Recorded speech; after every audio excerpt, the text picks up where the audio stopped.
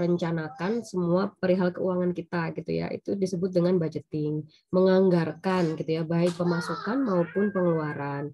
Nah, menganggarkan ini kan memprediksi sesuatu yang ada di depan. Jadi bisa disebut juga dengan merencanakan atau planning gitu. Jadi makanya di sini disebut kita belajarnya itu tentang planning gitu. Jadi budgeting merupakan proses dari perencanaan baik pengeluaran maupun pendapatan. Nah, yang pertama-tama kita akan coba memplanning dari sisi income statement. Income statement itu isinya kan antara lain apa aja? Yang bagian paling atas? Sales. Sales. Revenue.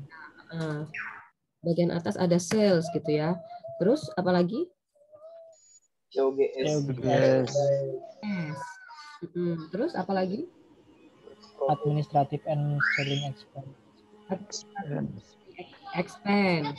Oke, ya itu bagian-bagian dari komponen-komponen dari income statement. Nah, kita mencoba gitu kalau misalnya kita sekarang ada di tahun 2021, kita mencoba merencanakan kita pengen apa sih di tahun 2022, itu kita berarti sedang membudgetkan gitu ya. Kita pengen apa sih? Pengen seperti apa sih income statement kita di 2022 itu nanti akan jadi seperti apa gitu.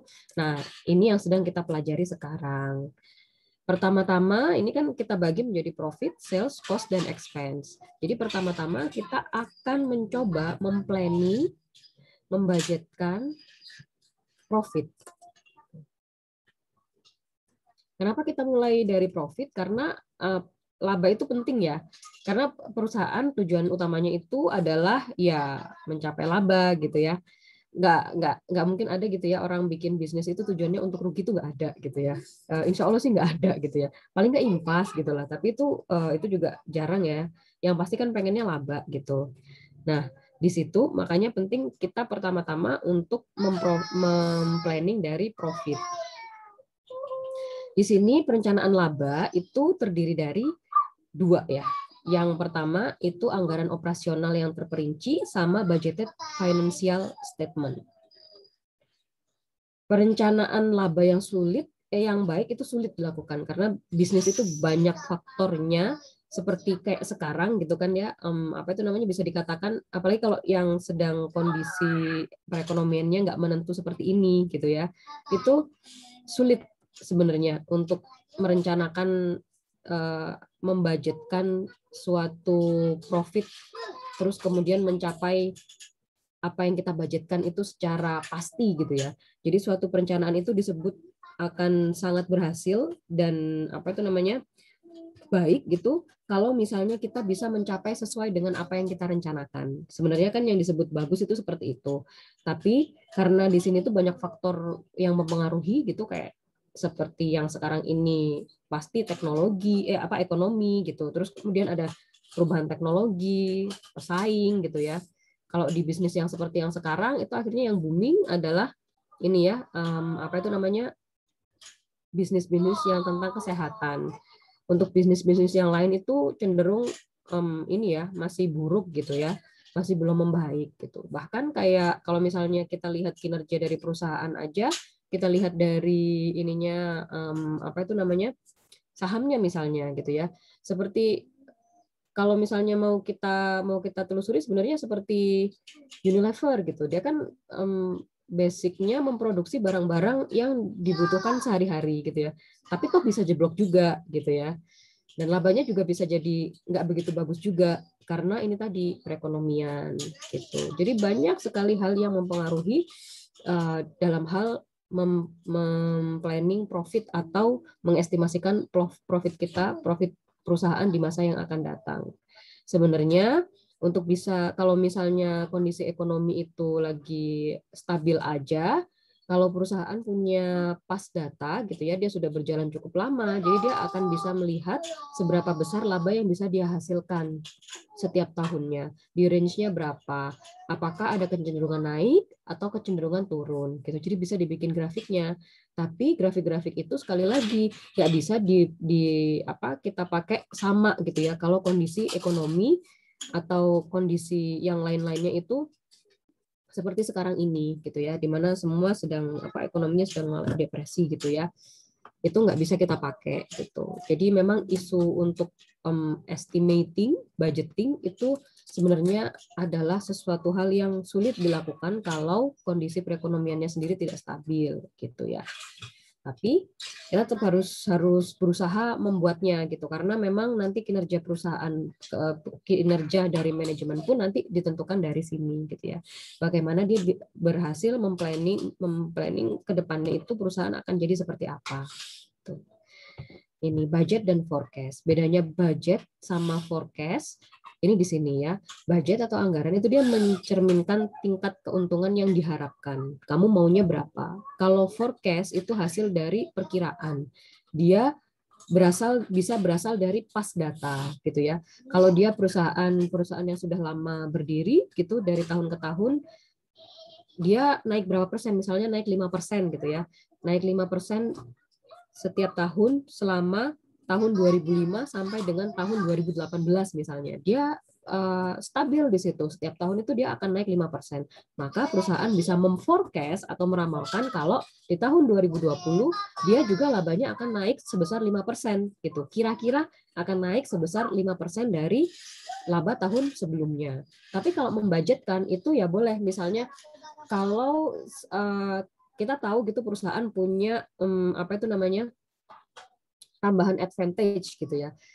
Kayaknya apa, misalnya kayak Telkomsel gitu. Saya satu-satunya yang bisa dapat izin untuk jaringan 5G gitu ya. Itu kan dia kan berarti dia akan menguasai pasar lebih besar gitu ya. Berarti saya membudgetkan kalau forecast-nya 5%, saya berani nih membudgetkan sekitar 10% karena saya ada keunggulan teknologi di situ. Misalnya kayak begitu gitu ya. Nah, hal-hal yang begitu itu yang membedakan antara forecast dengan budget. Jadi kalau forecast itu lebih ke arah mengandalkan data-data yang sebelumnya gitu ya, atau kalau misalnya perusahaan yang baru berdiri dia bisa melihat gitu ya, mengkomparasikan ukuran perusahaannya dia dengan perusahaan yang sudah ada duluan, lebih dulu daripada dia. Kira-kira gimana persentase profitnya dia dibandingkan dengan expense-nya itu seberapa, itu forecast. Tapi kalau budget berapa yang diharapkan gitu. Nah, ini bagaimana kita menetapkan target laba. Di sini ada beberapa metode. Yang pertama metode a priori, kemudian yang kedua metode a posteriori, yang ketiga adalah metode pragmatis. Di sini kalau untuk yang a priori dia yang diinginkan berapa gitu ya. Laba yang direncanakan itu berapa, yaitu yang berusaha untuk dia realisasikan gitu.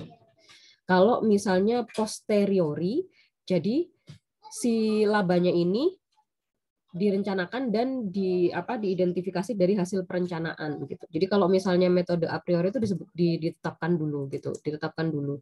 Laba sebagai tujuan kita, kalau kita mau 2M, kalau kita mau laba 2M, apa yang akan kita lakukan gitu.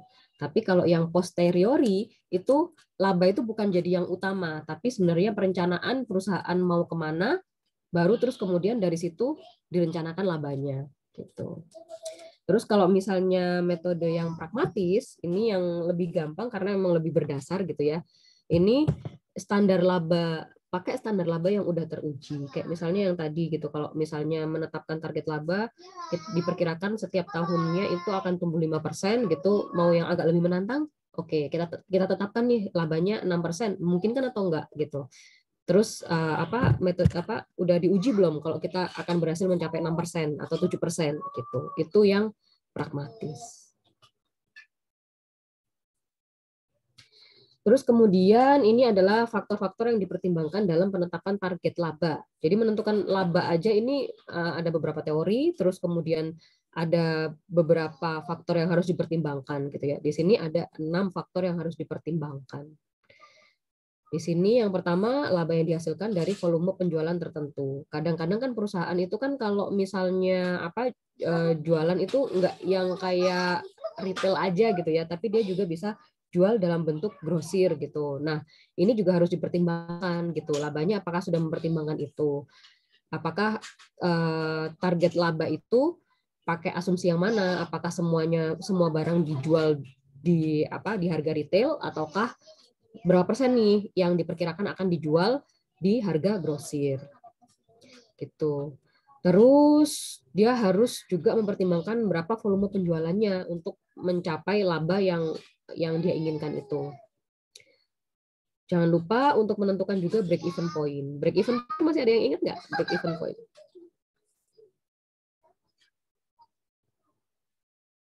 Break even point apa? Ada yang ingat? Titik impas.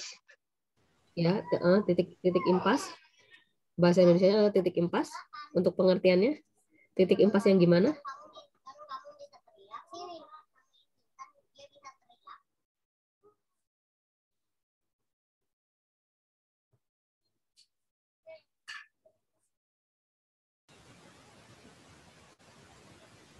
Pendapatan sama modalnya sama, Bu.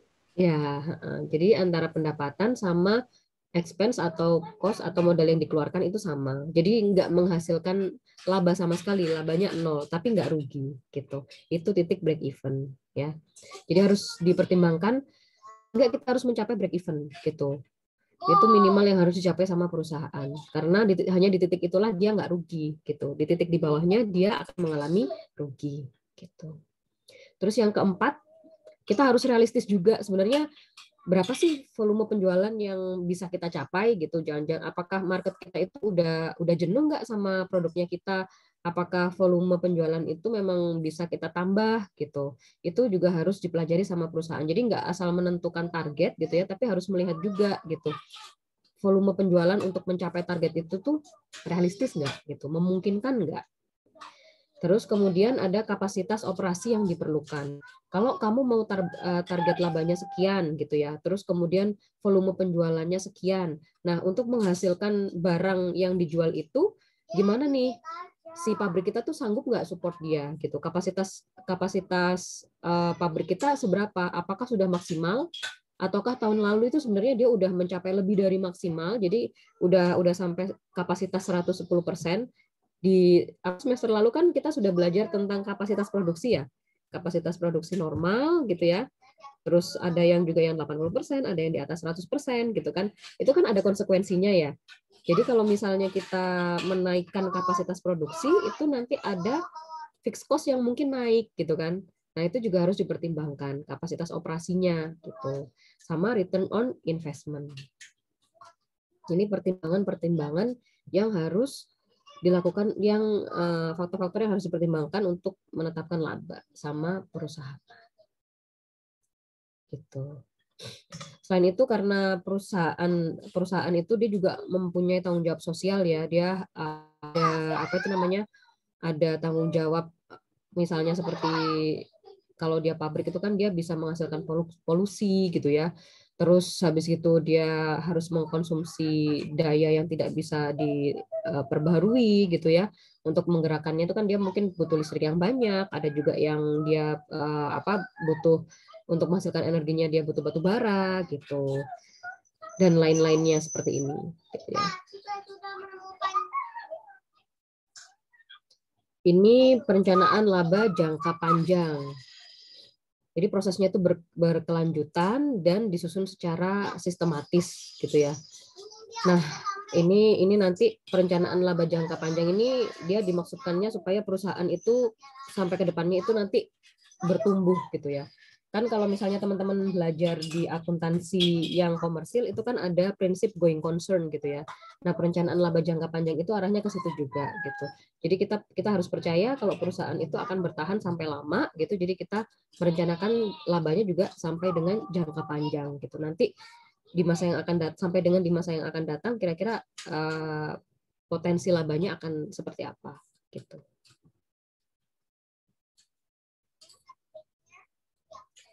Ini karena dia sifatnya jangka panjang dan tadi itu kan sudah kita pelajari ya, kalau menentukan laba itu banyak banget faktor yang bisa mempengaruhi. Jadi ya sekali lagi ini nggak bisa kita tentukan secara pasti atau precise gitu ya.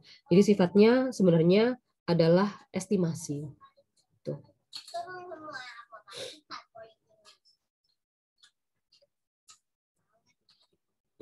Ini untuk anggaran jangka pendek. Anggaran jangka pendek ini maksimal dia 1 tahun.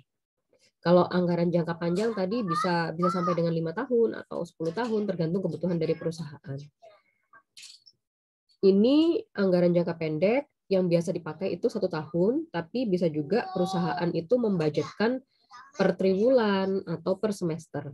Per triwulan itu periode 3 bulan, per semester itu periode per 6 bulan. Gitu. Misalnya mau lebih lebar lagi, dia juga bisa jadi 18 bulan.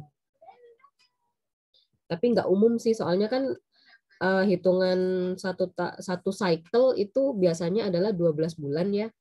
Gitu. Jadi biasanya yang dipakai lebih seringnya 12 bulan atau kurang dari itu. Ini anggaran berkelanjutan atau continuous budget. Dia menambahkan 1 bulan atau 1 triwulan di masa yang depan di tiap-tiap bulan atau triwulannya berakhir gitu. Misalnya untuk anggaran di Januari sampai dengan Desember 2020 itu dia nggak hanya membudgetkan dari Januari sampai Desember, tapi ditambah sekitar 1 bulan gitu atau 1 triwulan 3 bulan. Jadi anggaran 2020 bisa jadi Januari sampai dengan Januari 2020 sampai Januari 2020 atau sampai itu tadi kalau misalnya mau dimulai dari awal Februari berarti ditambah dengan Januari 2021 gitu. Karena biasanya kan kalau di awal tahun itu kan kayak kita belum kalau nggak ditentukan dari tahun sebelumnya itu kayak udah yang accounting sedang sibuk untuk tutup tahun gitu. Jadi kayak pergerakannya itu supaya lebih smooth akhirnya ditambahkan seperti ini gitu. Menambahkan 1 bulan atau 1 triwulan.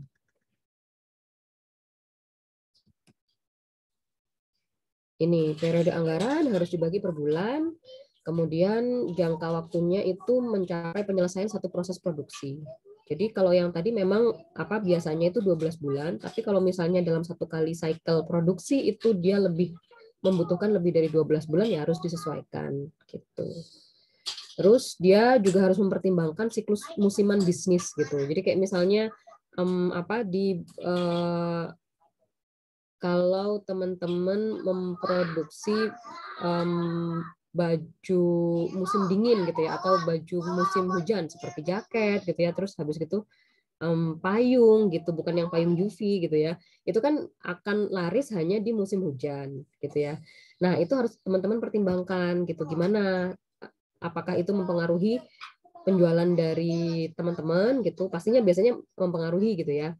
Nah itu pengaruhnya sampai seberapa itu harus dicakup di periode anggaran gitu.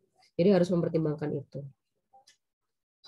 Sama jangan lupa dia harus menyesuaikan dengan periode akuntansi keuangan tadi gitu, yang biasanya dimulai dari yang umumnya dimulai dari bulan Januari sampai dengan bulan Desember gitu.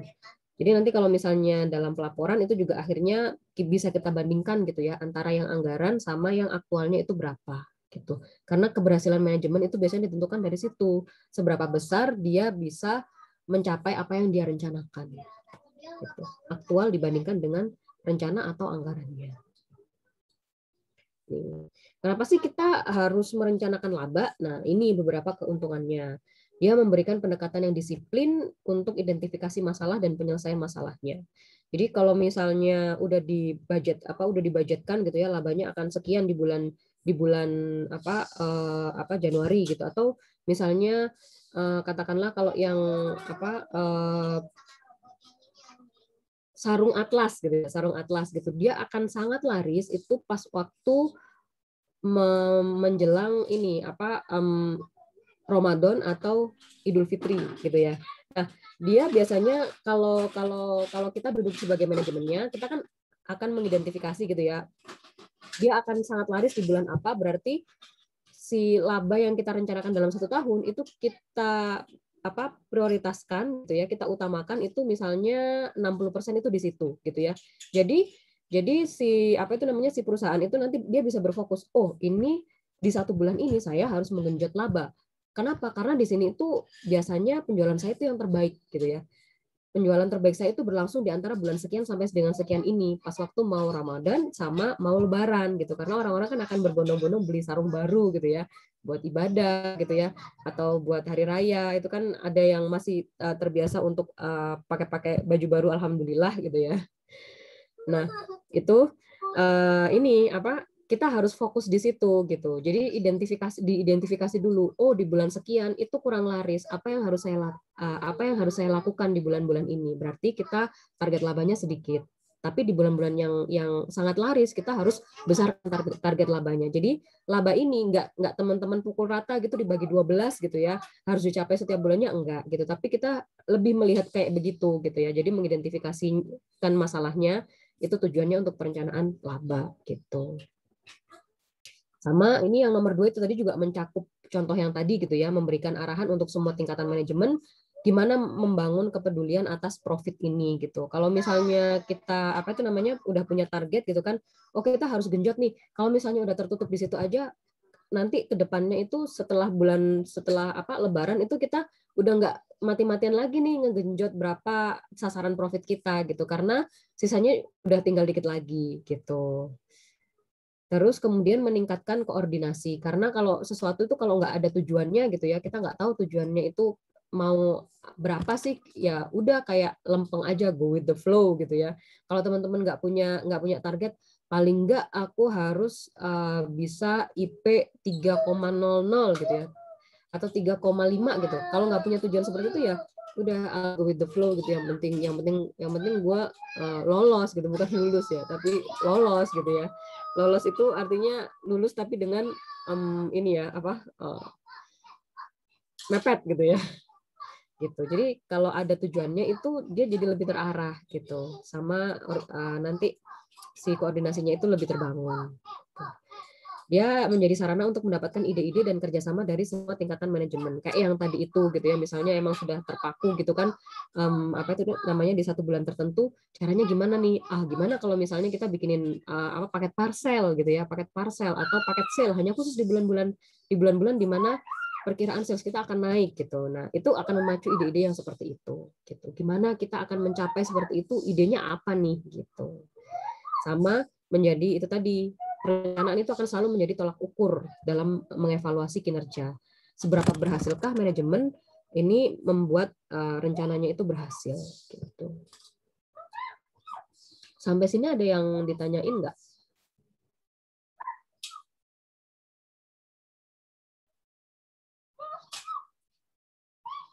Belum ada. Belum sepertinya, Bu. Belum sepertinya, Bu. Ini lanjutnya adalah keterbatasan perencanaan laba. Dia itu gimana ya, cuma didasarkan perkiraan atau ramalan gitu ya. Terus kemudian dia memusatkan perhatian manajer yang sasarannya mungkin tidak selaras dengan tujuan organisasi. Karena nggak selalu memang akhirnya kan tadi kayak priori sama post teori gitu ya. Nah, kalau misalnya tujuan utamanya hanya laba, itu kemungkinan tujuan organisasi yang lain itu mungkin ada yang nggak searah gitu. Terus gimana pun si laba ini itu kan membutuhkan komitmen ya, sama kerjasama semua anggota manajemen. Kalau nggak ada itu ya nggak bisa jalan. Sama ada juga yang kemungkinan tuh kayak gini gitu. Oh, daripada aku nanti dinilai nggak berkinerja bagus, gimana kalau misalnya aku bikin perencanaannya itu yang longgar aja gitu, jangan yang menantang, supaya ya kayak tercapai-capai aja gitu loh. Jadi supaya aku kinerjanya terlihat bagus gitu. Ada juga yang mungkin akan berpikir seperti itu. Dan ini penerapannya membutuhkan waktu. Ini prinsip-prinsipnya. Nanti teman-teman bisa pelajari lagi ya. Terus ada ini tugas-tugas dari komite-komitenya gitu ya. Ini ada prinsip pengembangan anggaran. Ini sebelumnya PPT ini teman-teman udah dapat belum di LMS? Sudah ada, Bu. Ini prinsip-prinsip pengembangan anggarannya, ini implementasinya. Kemudian ini tadi penganggaran itu kita sesuaikan juga dengan perilaku manusia gitu. ada yang apa itu namanya, ada yang berhasil memotivasi karyawan, ada juga yang jadi demotivasi gitu ya. Nanti kalau nggak tercapai kan jadi kinerjanya buruk ya. Kalau kinerjanya nggak bagus itu kan biasanya kalau di perusahaan itu menentukan bonus yang dia dapat gitu. Jadi harus harus jelas nih gitu antara reward sama punishment-nya. Gimana kalau tercapai, gimana kalau nggak tercapai gitu. Terus ya itu tadi harus dibikin fair gitu ya. Jangan sampai dia itu kita targetkan penganggarannya itu benar-benar yang nggak realistis untuk dicapai sampai akhirnya orang itu ya mau dia kayak kerja keras banting tulang gimana pun itu nggak akan tercapai gitu. Itu akan mendemotivasi karyawan. Gitu. Oke, nah ini kita udah mulai membuat budgetnya ya. Jadi untuk membuat satu complete periodic budget itu terdiri dari ini tadi. Yang pertama adalah sales budget, terus yang kedua mengestimasikan inventory dan production requirement-nya. Yang ketiga budget itu kayak apa diturunkan gitu ya teman-teman, kalau mau melogika itu diturunkan. Pertama itu dari sales. Kalau misalnya kamu sekarang pengen salesnya berapa? Kalau kamu pengen sales segitu, berarti inventory sama production-nya itu berapa? Perkiraan inventory-nya itu harus ada berapa? Kayak yang kemarin kita hitung di menghitung kayak safety stock segala macam, itu maksudnya ada di nomor 2 ini. Estimasi berapa inventory supaya sales-nya itu tetap berjalan, terus berapa kebutuhan production-nya. Baru dari situ itu dijabarkan. Untuk produksi itu terdiri dari apa aja? Oh, produksi itu terdiri dari material, labor, sama FOH gitu. Nah, ini disatukan jadi satu di COGM dan COGS. Setelah ini semua udah selesai, berarti kan barang yang dijual itu sudah ada. Nah, sekarang gimana kita memasang itu? Kita masuk ke budget for marketing dan administratifnya gitu. Nah, kalau udah nih salesnya udah ada, kita akan mengestimasikan other income dan expense-nya itu apa aja gitu. Jadi kan yang 1 sampai 4 itu sebenarnya ada item-item yang atas yang di operating ya, di operating itu sampai dengan operating income itu perencanaannya ada di sini nomor 1 sampai 4. Nomor 5 itu yang di bawahnya other income dan expense. Baru kita susun bentuknya menjadi budgeted income statement gitu. Terus di sini apakah untuk menunjang yang di atas-atas tadi itu kita butuh capital expenditure atau enggak?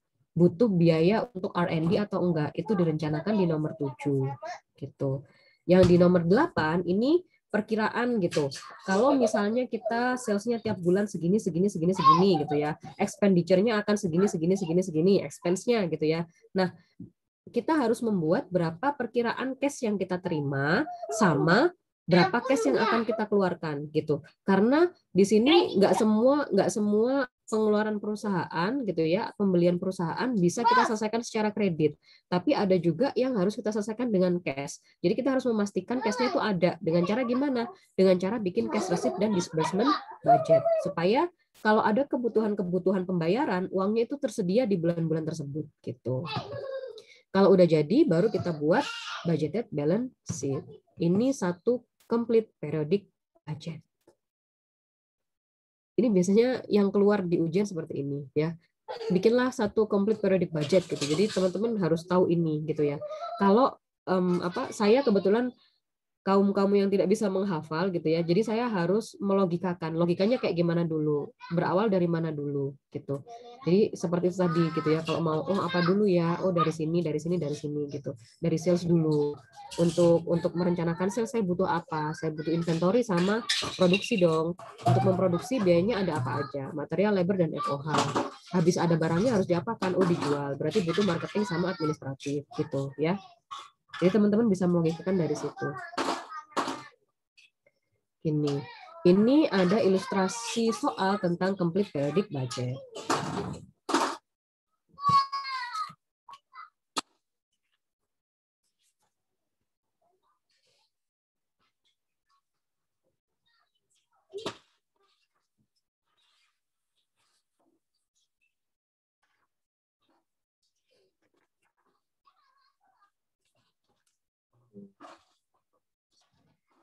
Oke, di sini ada Franklin Company yang memproduksi 3 jenis barang A, B, dan C yang dipasarkan di 2 wilayah timur dan barat.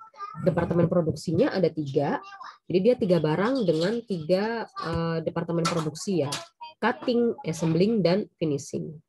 Ini hanya data tahunan yang ditampilkan, klasifikasi pelanggan tidak ditampilkan, data WIP awal dan akhir diasumsikan nggak ada. Biaya pemasaran dan administrasi nggak dirincikan. Ini yang pertama kita bikin dulu expected sales-nya. Kita pengen sales-nya itu berapa. Kalau pengen lihat di buku ada di halaman 15.9. Ya. Ini kita memprediksikan untuk produk A, B, dan C di timur itu produk A sebanyak 4.000, produk B 6.000, produk C 9.000, di barat 3.000, 5.000, dan 6.000. Harga per unitnya juga diterapkan. Gitu. Jadi selain unitnya, kita juga harus mencantumkan harga per unitnya itu berapa. Ini yang pertama yang dibuat. Terus kemudian kayak tadi ya, untuk menjual segitu, inventory yang dibutuhkan berapa? Ini materialnya dulu ya. Materialnya dulu, beginning inventory-nya berapa, ending inventory-nya berapa, terus kemudian unit cost-nya.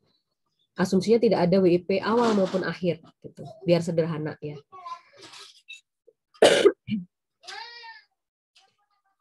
Inventory ini yang di sini hanya ditentukan bagian awal sama bagian akhir aja. Desired at beginning sama ending-nya berapa.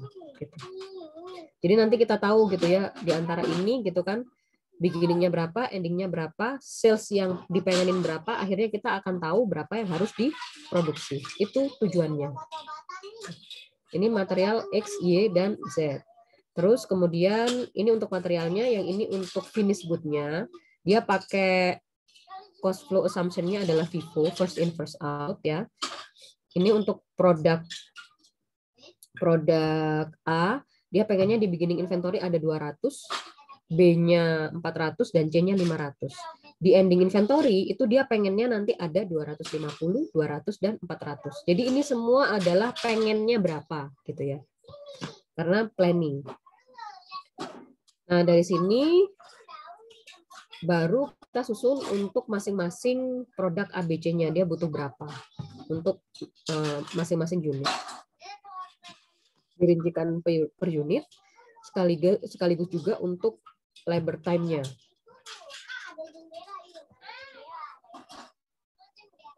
Kalau labor dia bukan unit cost tapi tarifnya ya.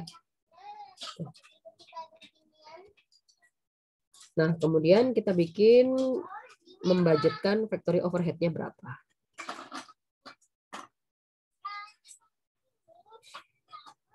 Ini di cutting, assembling, dan finishing di 3 departemen. Ini kita buat budgetingnya di sini. Terus kita bikin ini untuk dasar pembebanannya ya. Untuk dasar pembebanannya dia produk A memakai machine time atau machine hour itu berapa? Dia 0,8, produk B 0,6 dan produk C 0,4. Ini terus kemudian dia marketing expense sama administrative expense ini segini tapi rinciannya nggak ada gitu ya. Terus kemudian income tax rate-nya adalah 40%.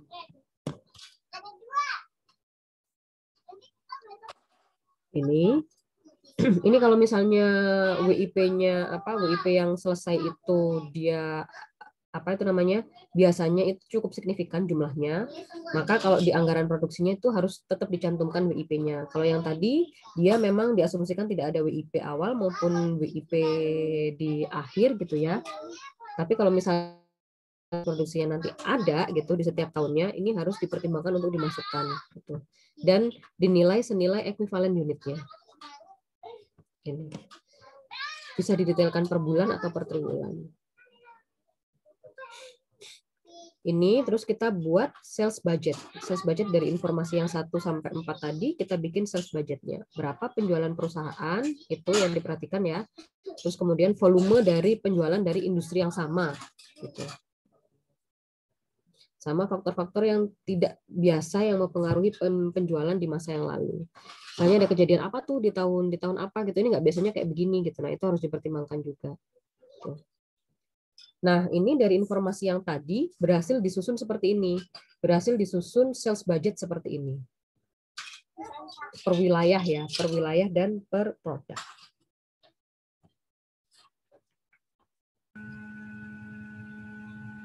Mohon maaf Bu, Ya, untuk yang produksi ini unitnya bukannya 9.000 sama 6.000 ya Bu? ya harusnya dia 6.000 sama 9.000. Ini dilihat Baik, yang di Bu. buku aja. Kalau yang di buku itu dia udah benar 9.000 sama 6.000. Jadi yang di Baik, sini terima kasih, Bu. 5.000 ini udah benar, yang di sini dia harusnya 9.000 ya. Ini harusnya 9.000. Sebentar saya stop share dulu, pakai yang PPT yang ininya aja ya. Saya ganti sekalian.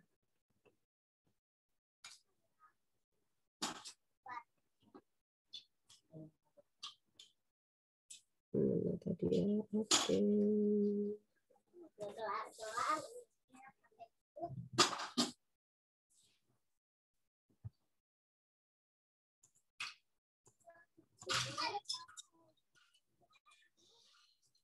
Jadi yang produk C ini dia harusnya 9.000, terus unit unit price-nya adalah 100.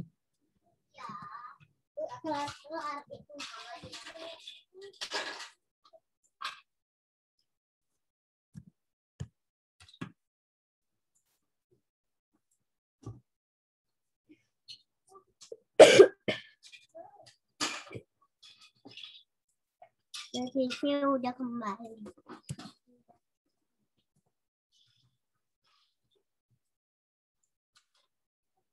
Nah, gini ya. Sorry, ini masih kurang. 900, ini 600. Ya, udah sesuai yang begini ya. Ini disusun dari informasi-informasi yang tadi gitu ya. Jadi yang dari awalnya itu dia cuman menschedulekan unit penjualannya aja gitu ya. Terus kita kalikan dengan unit price-nya. Yang B juga sama gitu. Jadi dia keluar dalam bentuk total dolarnya itu berapa gitu. Oke, terus kemudian selanjutnya dia bikin production budgetnya. Nah, ini dimulai dari desired ending inventory dulu, terus kemudian total unit yang dibutuhkan itu diambil dari yang ada di sini ya. Total unit yang dibutuhkan itu diambil dari sini. Dia mau sales itu berapa? Tadi kan ditentukan di sini dia pengennya salesnya untuk yang produk A itu 7.000 unit ya. Jadi dipindahkan ke sini 7.000. Untuk produk B dilihat yang di tadi, ini di sini dibutuhkan 11.000, dia pindahkan ke sini. Jadi 11.000. Produk C butuh berapa untuk di timur dan di barat? Butuh 15.000. Dia masukkan ke sini gitu. Terus dia tambah dengan berapa ending inventory yang dia inginkan. 250, 200 dan 400. Itu di total menjadi total units yang required gitu. Dikurangi dengan perkiraan ending inventory-nya berapa gitu. Ini 200, jadi harusnya dia merencanakan production untuk tahun itu adalah 7.050 untuk produk A, 10.800 untuk produk B, dan yang C-nya 14.900 gitu. Jalannya seperti itu ya. Ini dari physical units-nya. Terus kemudian dia bikin yang tadi itu kan baru unitnya aja. Nah sekarang budgetnya, uangnya untuk direct material berapa, direct labor berapa, sama FOH-nya berapa. Gitu. Ini direct material in units-nya. Dia merencanakan dia kan akan butuh 7.050. Tadi berapa material X, Y, dan Z yang dibutuhkan udah ada di tabel-tabel yang atasnya tadi ya, yang diketahui 1 sampai 4 tadi. Tuh. Ini di sini, oh ternyata total units yang dibutuhkan untuk material X ini 84.600 untuk produk A. Untuk produk B dia butuh 86.400 juga. Untuk produk C dia butuh 89.400. Jadi total material X yang dibutuhkan untuk ketiga produk adalah 260.400. Gitu. Ini in units ya. Material Y juga begitu. Kita lihat tabel kebutuhannya, produk A dia butuh material Y-nya berapa, dikalikan dengan berapa yang harus dia produksi dari tabel yang sebelumnya. Z juga gitu, berlaku juga untuk produk B dan produk C. Nah, dari situ kita bikin schedule. Kalau saya butuh material segitu, saya harus beli berapa nih? Nah, ini berapa yang ini perhitungannya sama dengan yang saat perhitungan berapa yang harus diproduksi gitu ya. Nah, yang di sini berapa yang required ditambah dengan ending inventory-nya itu maunya berapa dikurangi dengan beginning inventory. Rumusnya akan sama seperti itu gitu. Yang dibutuhkan untuk periode berjalan berapa ditambah dengan ending dikurangi dengan beginning gitu. Jadi rumusannya akan sama. Baru di sini kita kalikan dengan unit cost-nya. Akan ketemu berapa total purchase-nya. Ini udah nggak lagi unit, tapi sudah dalam bentuk dolarnya. Berapa biaya yang dibutuhkan. Nah, setelah itu di sini kita bikin juga untuk materialnya, karena tadi kan baru ada ini ya, baru ada units-nya. Kita kalikan dengan price-nya, dengan cost-nya. Jadi nanti di sini akan ketemu nominalnya berapa gitu. Total cost dari materialnya itu berapa. Jadi tinggal menambah hitungan dari tabel yang sebelumnya di perhitungan unit yang tadi. Ini terus yang ini adalah untuk yang direct labor. Tadi yang di tabel yang sebelumnya sudah ada kebutuhan direct labor-nya untuk masing-masing itu berapa gitu ya. Jadi tinggal kita masukkan aja. Terus kita kalikan dengan berapa hours yang dibutuhkan untuk tiap unit. Ini ya. Kalau yang untuk yang A dia butuh 0,5 hours, terus yang B 0,375 dan C 0,375. Dikalikan dengan berapa yang mau diproduksi, dikalikan dengan rate-nya gitu. Jadi nanti di sini akan ketemu berapa total per labor cost-nya.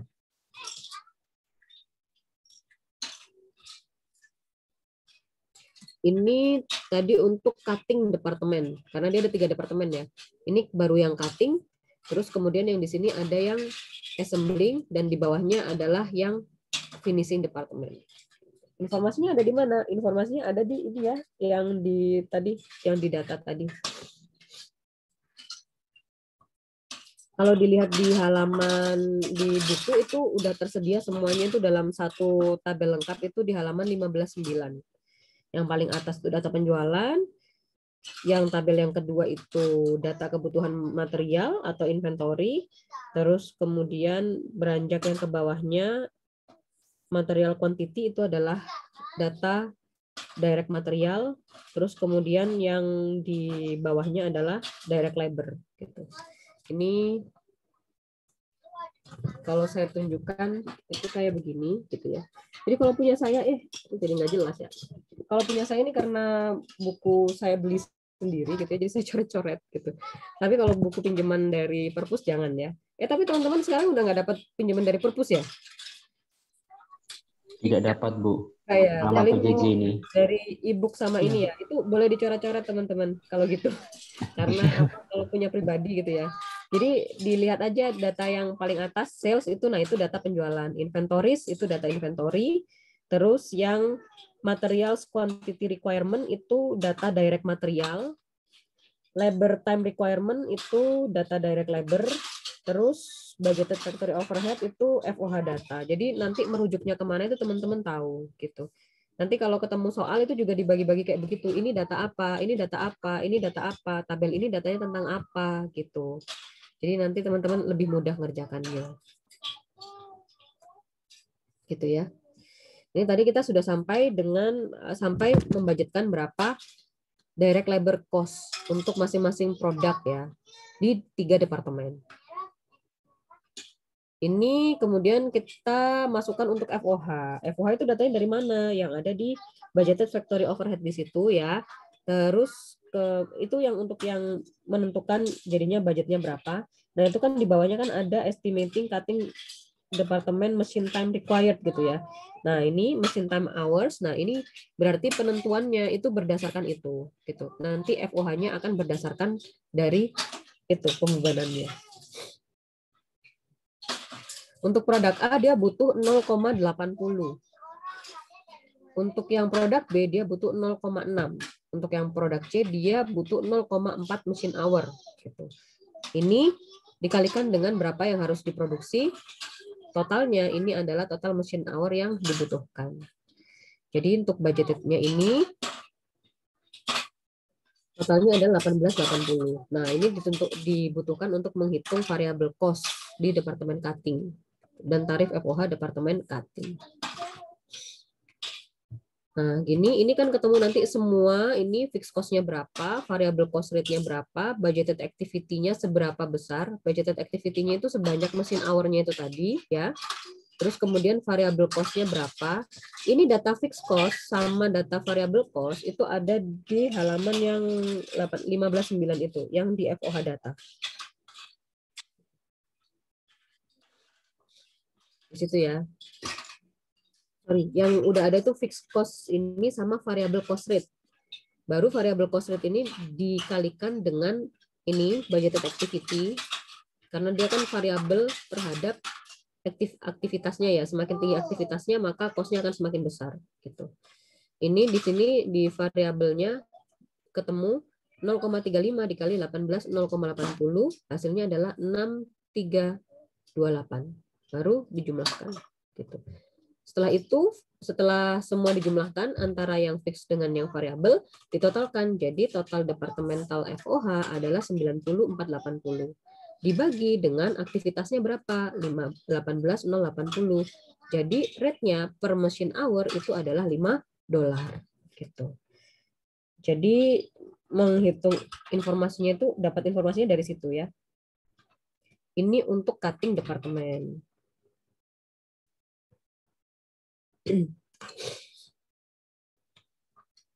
Terus kemudian kita tentukan untuk yang assembling departemen. Ini di assembling departemen itu dia activity-nya itu dari labor hour ya. Untuk di assembling departemen itu pakainya adalah labor hour. Labor hour itu tadi yang sudah kita susun di sini. Labor hour. Total labor hour. Nih, di sini. Ini ya.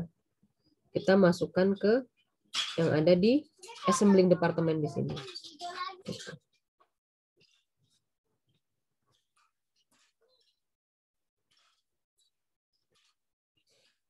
Udah. Jadi di sini kan untuk assembling departemen itu total activity-nya adalah 65.300. Kalau teman-teman mau lihat di buku gitu ya, maksudnya bisa sambil lihat schedule 8 di sini dan teman-teman lihat di buku itu di schedule 6 itu di halaman 15-16. Di halaman 15-16 teman-teman lihat di assembling departemen itu di bagian total hours required. Di situ 17.625 ditambah 21.600 ditambah 26.075. Di paragraf yang kedua di exhibit 15.7 ketemu angka 65.300. Nah, budgeted activity yang diisikan di situ itu berasal dari situ. Dari perhitungan yang itu.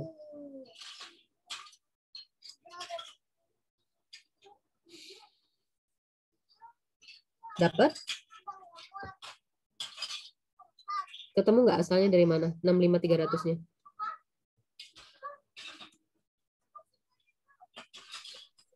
Belum, Bu. Belum. Oke. Kita naik ke sini dulu ya. Schedule. Di schedule 6. Nah, di sini di assembling departemen ini kan nih total hours required-nya itu sudah kita jumlahkan ya. Totalnya adalah untuk produk A 17.625. Terus yang produk B 21.600, produk C 26.075. Jadi totalnya adalah 65.300. 65.300 ini dia akan menjadi activity base ya. Activity yang dijadikan dasar untuk pentarifan FOH di departemen assembly. Ini kita masukkan ke sini. Gitu. Informasi fixed cost sama variable cost rate ini didapatkan dari yang ada di halaman 15.9 di bagian data FOH, budgeted factory overhead. Gitu. Fixed cost-nya udah ada, tinggal variabelnya dikalikan dengan activity-nya. Akan menghasilkan variable cost. Dijumlahkan semua, dibagi dengan aktivitasnya berapa. Tuh. Jadi ketemu per direct labor hour-nya adalah $4. Sampai sini dapat? Oke, saya lanjut ya. Sesudah menentukan factory overhead rate untuk departemen cutting dan departemen assembling, kita akan menentukan ini dari finishing department itu berdasarkan direct labor hour juga. Jadi datanya kita dapat dari yang tabel yang nomor 6 tadi, schedule nomor 6 yang udah kita bikin. Kenapa cutting berbeda? Karena di sini ditentukan di soal ya, dari departemen cutting itu dia akan memakai dasarnya adalah mesin hour gitu. Jadi makanya kita nggak pakai direct labor hour yang udah kita susun di schedule 6. Karena yang di cutting itu dia pakai mesin hour dan hanya di departemen cutting aja yang pakai mesin hour. Untuk di departemen assembling sama finishing itu karena nggak begitu butuh banyak mesin hour ya, lebih ke manpower yang dibutuhkan. Jadi dia activity-nya itu yang jadi dasar pembagian FOH adalah direct labor hour. Kita lihat lagi ke yang 6. Di sini di schedule-nya ketemu total hours required untuk finishing department, produk A 5640, produk B 5400, dan produk C 7450. Itu semua di total. Jadi dia membutuhkan 18.490 direct labor hour untuk menyelesaikan semua produksi produk A, B, dan C gitu ya, di finishing department. Jadi di situ kita susun FOH-nya. Fixed cost sama variable cost rate sama, itu tadi berasal dari tabel yang ada di halaman 15.9 di bagian FOH data. Dia udah ada data fixed cost-nya berapa sama variable rate-nya berapa. Tinggal kita masukkan activity-nya yang berasal dari schedule 6 tadi, 18.490, dikalikan dengan cost rate-nya jadi variable cost. Dijumlahkan, ditotalkan, kemudian ditotalkan semua, hasilnya adalah 184.900 dibagi dengan activity-nya 18.490, jadi rate-nya adalah $10 gitu.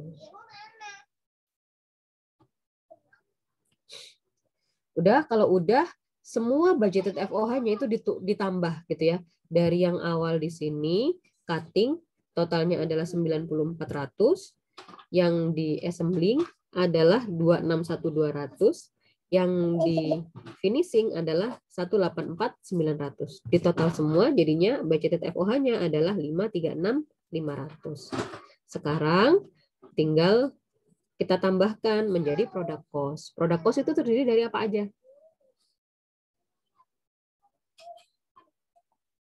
Product cost terdiri dari apa aja? DM, DL, FOH, Bu. Ya, DM, DL, FOH. Jadi dari tadi kan kita menghitung terpisah tuh. Nah, ini sekarang kita satukan. DM-nya berapa, DL-nya berapa, dan FOH-nya berapa. Gitu. Ya. Nah, di sini kita mulai dulu dari kebutuhan materialnya. Ini sebenarnya udah kita hitung ya, cuman kita tambahkan aja gitu. Sampai dia menjadi satu kesatuan unit product cost. Yang di atas tadi kita sudah menghitung materialnya, kebutuhan kuantitinya berapa. Terus kemudian sudah berupa dolarnya juga cost-nya berapa, direct labor juga begitu, dan ini applied FOH-nya. Applied FOH-nya itu tadi kan tarifnya kita kan udah hitung ya. Tarifnya udah kita hitung, terus basisnya apa? Ini kalau di cutting, basisnya adalah machine hour, untuk di assembling adalah DLH, di finishing juga DLH gitu. Jadi tinggal kita masukkan tuh yang udah kita hitung-hitung tadi.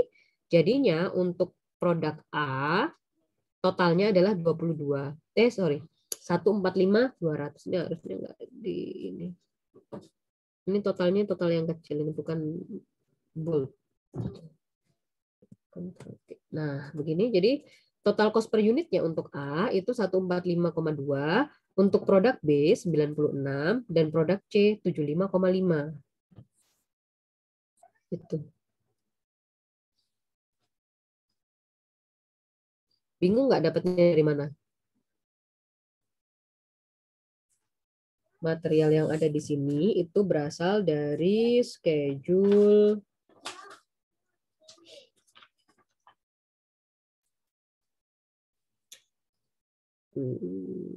materials units required. Nah, ini berasal dari schedule 3. Yang material yang ada di sini jumlah-jumlahnya ini asalnya dari schedule 3. Terus cost-nya itu ada di schedule 2. Ini input cost-nya. Dari schedule 2 ini dikalikan semuanya gitu. Terus kemudian untuk yang direct labor ini asalnya dari schedule 6 ya. Informasi ini ada di schedule 6. Applied overhead ini tadi yang ada di schedule nomor 8. Di nomor 8 itu kan udah ada tarifnya juga sekalian. Di nomor 8. Sama untuk yang B juga sama. Gitu. Itu dimasukkan. Kalau tadi kita mentotal keseluruhan, di sini kita bikinnya per unit product cost dulu. Product cost per unit dulu. Kalau yang tadi kan kita total semuanya nih. Nah, ini kita bikinkan per unit. Di schedule 9 ini kita bikin per unitnya.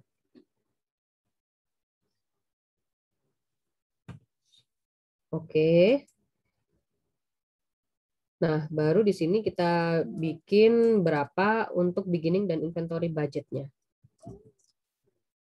Ini untuk beginning inventory, work in process itu nggak ada.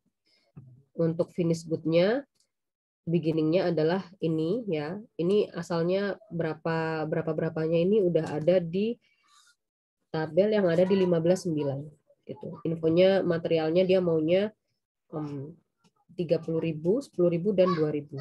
Ini ada di tabel di paragraf 2. Inventories, kemudian yang finish good ini adalah yang ada di tabel paragraf 3.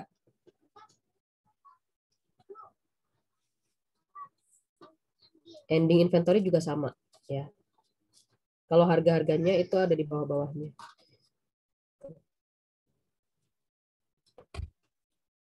Oke, ini untuk yang beginning sama ending inventory.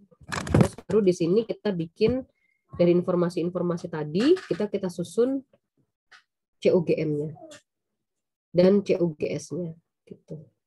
Beginning inventory itu dari schedule 10 ya, yang barusan tadi banget dihitung.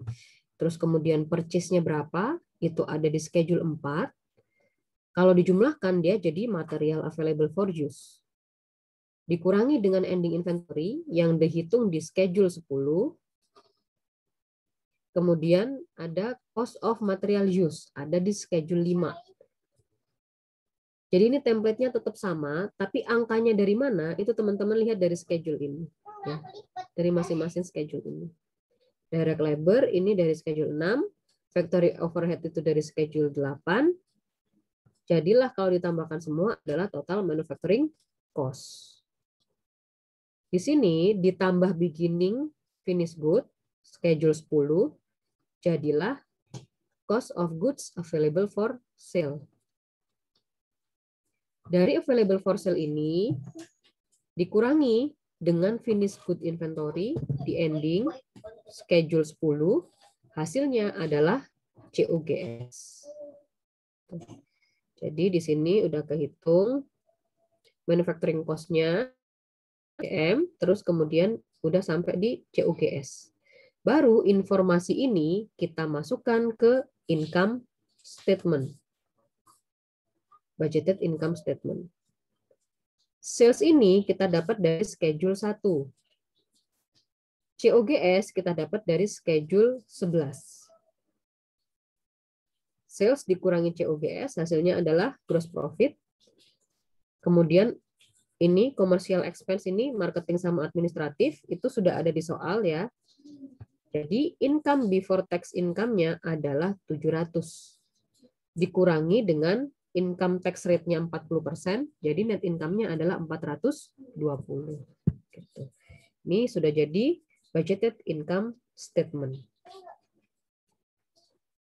Itu ya.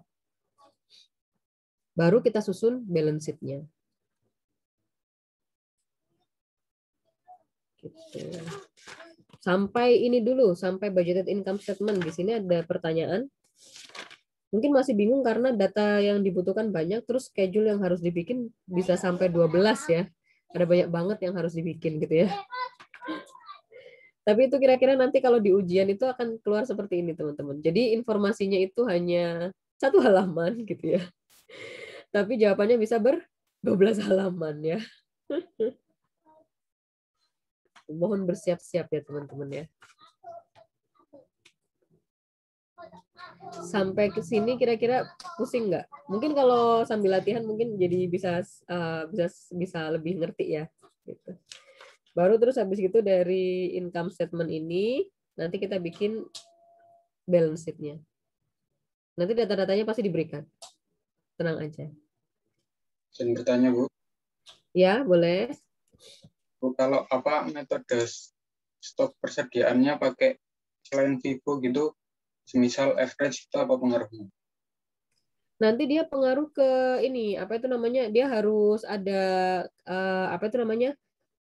kalau misalnya harganya berlainan gitu ya, itu akan pengaruh. Jadi Vivo average maupun LIFO kan nggak boleh dipakai ya. Vivo sama average itu dia berpengaruh kalau misalnya nanti kita prediksikan juga ada perbedaan antara harga inputnya gitu. Misalnya kalau Vivo yang di sini kan diketahuinya kan untuk yang finish good ya. Untuk finish goods-nya itu dikeluarkan berdasarkan first in first out. Kalau misalnya berdasarkan average, nanti tinggal kita lihat gitu. Dari inputan harga-harga inputnya itu dia bervariasi atau enggak gitu. Kalau dia bervariasi ya pasti akan ada perbedaan perhitungan antara average sama Vivo. Tapi kalau untuk kalau untuk budgeted sih biasanya dia nggak dibikin layer-layer gitu ya. Nah, dia biasanya hanya satu harga, jadi nggak usah khawatir sih. Karena biasanya hanya satu harga. Baru berubah nanti kalau direalisasinya. Gitu. Ada lagi? Terima kasih. Sama-sama. Ada lagi? Izin bertanya, Bu. Ya, boleh. Ini terkait dengan materi yang di awal tadi. Kalau suatu perusahaan itu sudah menyusun perencanaan anggaran, kemudian di tengah tahun itu ada kejadian tidak terduga seperti pandemi misalnya yang terjadi di tahun lalu. Nah, apakah perusahaan ini bisa merubah atau merevisi anggaran tersebut, Bu? Soalnya dengan pertimbangan agar saat evaluasi realisasi anggaran itu penilaian perusahaan tuh tetap bisa bagus gitu, Bu. Boleh sih. Tapi dia harus dirapatkan dulu di manajemen gitu. Maksudnya memang kejadiannya itu misalnya kayak COVID seperti ini gitu ya. Terus tiba-tiba dia terjadinya itu di pertengahan tahun gitu ya. Mau nggak mau harus direvisi karena kan apa yang dia rencanakan kan sangat nggak mungkin untuk direalisasikan gitu. Bisa, boleh. Gitu ya. Sama-sama. Ada lagi?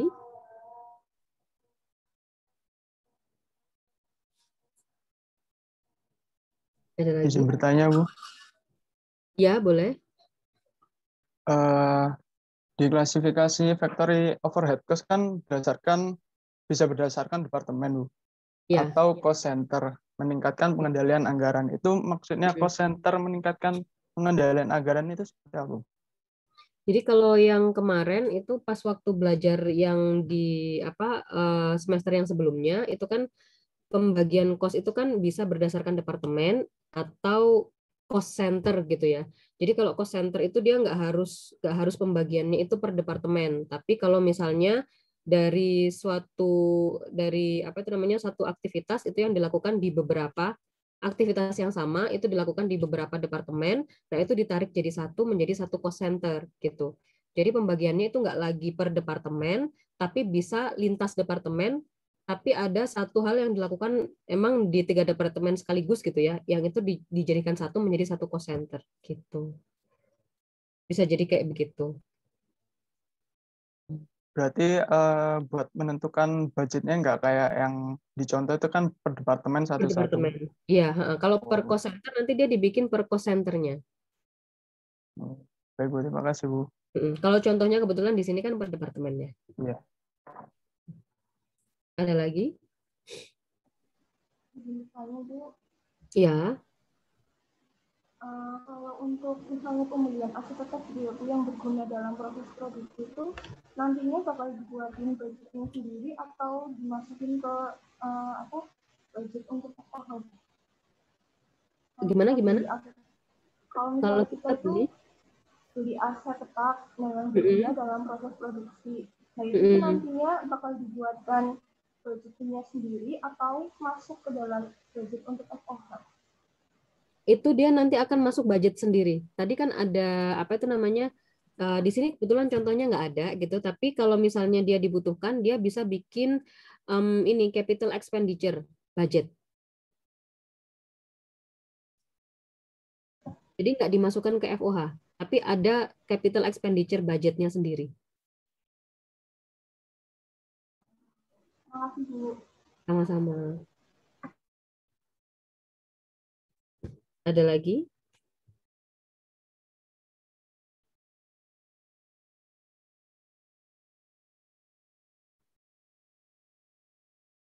Ada lagi? Kalau nggak ada, kita coba latihan dulu supaya apa lebih merasuk gitu ya. Nanti apa yang nanti saya bagi di ini ya, saya bagi di WAG aja ya, mana yang akan dikerjakan ya. Kalau belum ada pertanyaan lagi untuk Zoom meetingnya, saya cukupkan dulu sampai di sini ya. Kita lanjut di WAG nanti untuk apa aja yang dikerjakan sama kalau butuh ada pertanyaan atau yang butuh dibahas lagi ya. Baik, Oke, Bu. Baik, saya Bu. akhiri dulu ya. Assalamualaikum warahmatullahi wabarakatuh. Waalaikumsalam.